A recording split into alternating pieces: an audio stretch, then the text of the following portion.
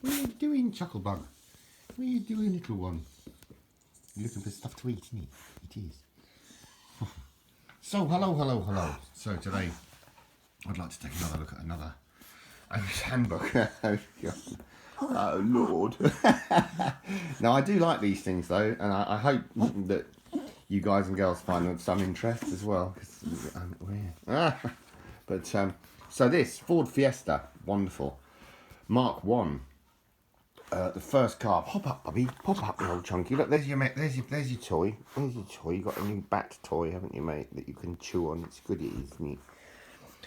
First car I ever owned. I was on sort of motorbikes, mopeds, and things like that, and my dad got a bit worried about it after I had a couple of spills, and he said, "Look, you know, if you'd rather have a car," and I thought, well, you know, how am I going to afford that, Dad? And so he's very kindly, my dear old dad, said, oh, well, I can help you buy one. You can borrow the money off me, and instead of a bank loan, which will charge like a huge amount of percentage, isn't it right, mate? They rip you off at the banks, don't they, mate? They do.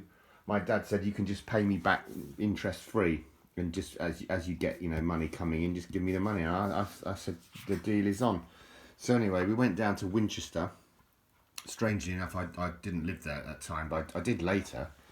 But we always orientated around Winchester. And we bought a little white Ford Fiesta.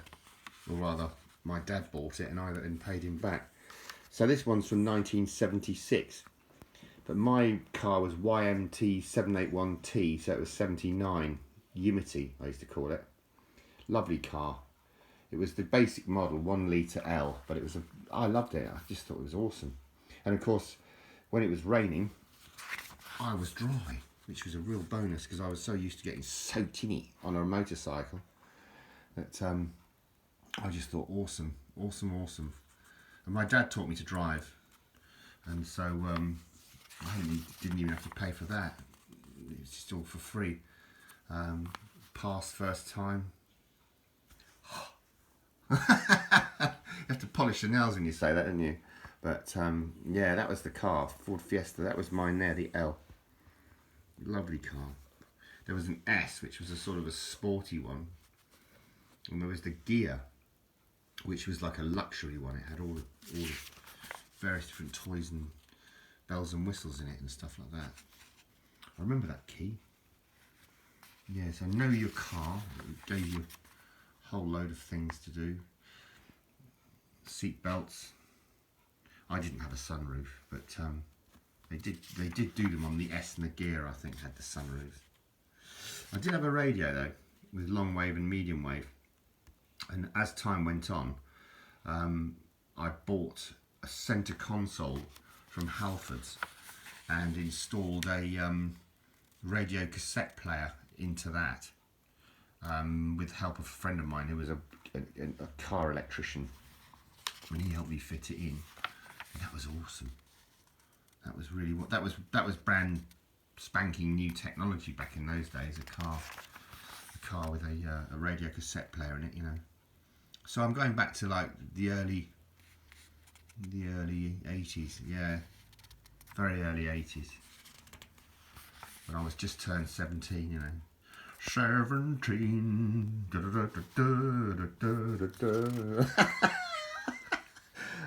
Yeah, don't give up your day job, lad. Whatever you do. So that's what to do in an emergency. In an emergency, you get your head out of the way of the camera, don't you? You don't create shadow. It's really wintry out there at the moment. Look, there's snow forming and stuff. So that's why I've got lights on, the shadows. Anyway, fuses, towing, things to check for. Check whether Jimmy's asleep. Yeah, he's asleep. Yeah, he's alright. Other such delights. I do love these old adverts, as I've said before.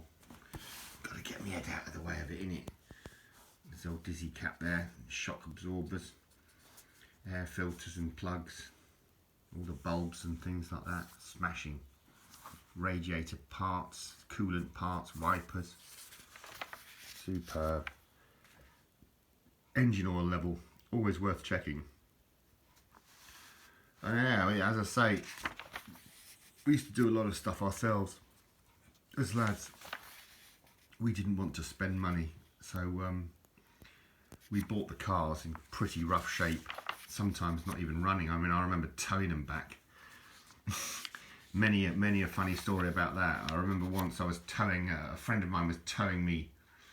I had an old Mark 1 Capri, and it was down, it wasn't working, and a friend of mine was towing it in a Mark 1 Escort, and I put it around what I thought was a very stiff sort of looking attachment to the car. You know, in those days they didn't have towing hooks. You should really have put it around the steering rack or something like that, and I didn't. I put it around the bumper hanger. And anyway, after sort of a kangaroo in the petrol tank start, where my mate obviously misclutched the thing, he just ripped off my front bumper. Oh my lordy. But the car stood still, you know, but the bumper went. Anyway, setting your headlights, always a good thing to know, so you don't blind oncoming traffic and stuff. Bulb changes, really easy in those days, really easy. So another nice little magazine, this. I do like them. I do like them very much. And as I say, I hope you found this of some interest. The Ford Motor Company, Mk they used to call themselves. And Brentwood, Essex. Essex is a lovely county in London, very posh. But it's a long time since I've been to Essex. And they used to make, the Fords were in Essex. So there you go. Well, no, were they? Oh, no, they were in Brentwood. They were also in Dagenham. Dagenham made Fords as well. Oh, happy days. Anyway, I'll leave you on the handsome one. Thanks ever so much for watching. I really appreciate it, as always. And if you've got this far, cheers to you. Have a great day. Have a great week. Have a great evening, wherever you are in the world. And all the very best wishes. Cheers. Ta-ta for now.